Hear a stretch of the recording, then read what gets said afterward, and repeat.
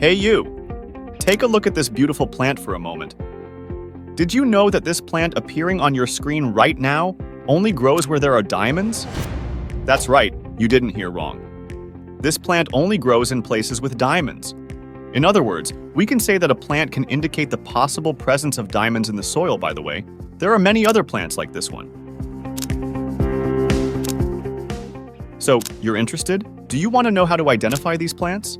Then stick with me, because in this new video, you'll find out which plants only grow in diamond-bearing areas and how to identify them. So, let's talk about these incredible plants that can help you find diamonds. But before we continue, answer me one question. Do you want to find diamonds? Yes? Then take a good look at this plant. Its scientific name is Pandanus candelabrum. And in case you don't believe it, this plant can certainly show that there are diamonds in an area. It may sound a little strange, but this plant, called the thorny palm, is about to become the focus of attention for many diamond hunters around the world, especially after geologist Stephen Higworth from Florida International University noticed that this plant only likes to grow in more expensive soil. In other words, soil that contains diamonds. While money doesn't grow on trees, diamonds can literally grow in the bowels of the earth. But the question is, why have these plants chosen to grow only where there are diamonds? Well, the answer is very obvious. But first, you need to know about kimberlitic rocks. To simplify things for you, I'll quickly explain what kimberlite is. Basically, they are rocks formed in volcanic tubes and are the main hosts for diamonds. This is because kimberlite can bring diamonds formed in the Earth's mantle to the Earth's surface. In other words, the kimberlite acts as if it were a subway, and the diamonds would be the passengers, hitching a ride to the Earth's surface. Which means that the magma that forms kimberlite doesn't produce diamonds, it just transports them. As such, it is very common to find diamonds near or embedded in kimberlitic rocks. Curiously, geologist Stephen discovered that this thorny palm loves to grow only in soil rich in kimberlitic rocks. This is because kimberlite soils are rich in excellent sources of minerals and nutrients for this beautiful little plant to grow, such as magnesium, potassium, and phosphorus. Meaning that, as kimberlite areas are not always visible, this plant can be said to be of considerable help, acting as a green flag. But now for the question that won't go away. What if there is no kimberlite in the area where I live? In that case, don't worry, because studies show that there are 5 other plants that are related to the occurrence of diamonds in the soil. So pay attention to the plants you're about to see. First, we have Barbacenia umbrosa, a kind of shrub with yellow, orange, or red flowers. Look that. What a pretty little plant.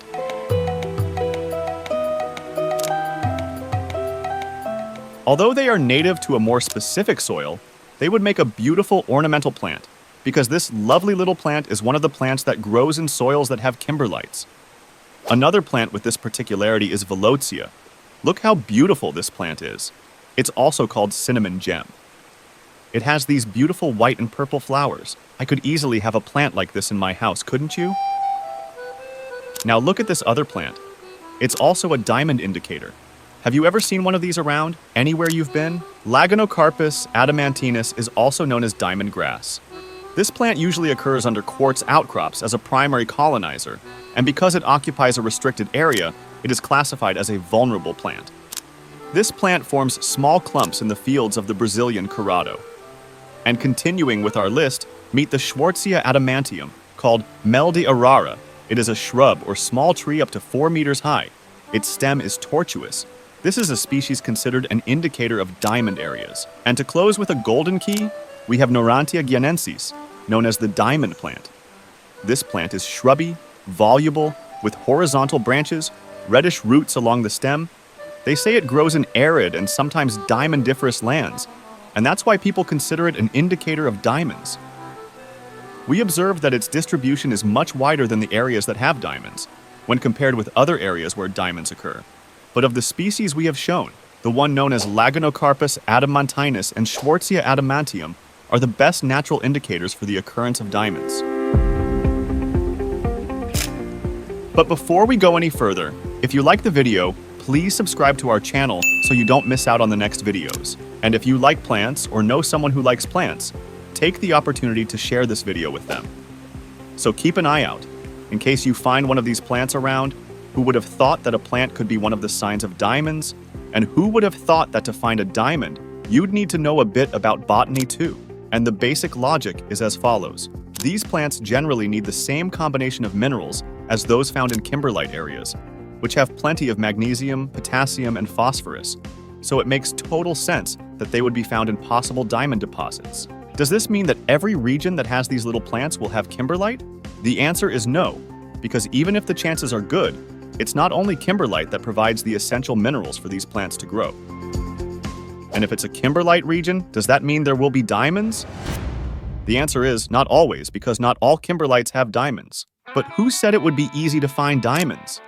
If it was easy, it wouldn't be so expensive and so desired all over the world. That's why before you start searching in your backyard, don't forget to consult a geologist in your area.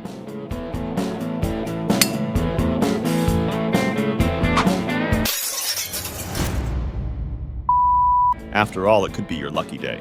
What's more, you don't have to look only for diamonds, because in case you didn't know, there are many precious stones that can be found in many rivers around the world. Some of these precious stones are rubies and sapphires, just waiting to be discovered by some very lucky person. Who knows, maybe it's you. If this interests you, watch this video. Good luck, Gem Hunter!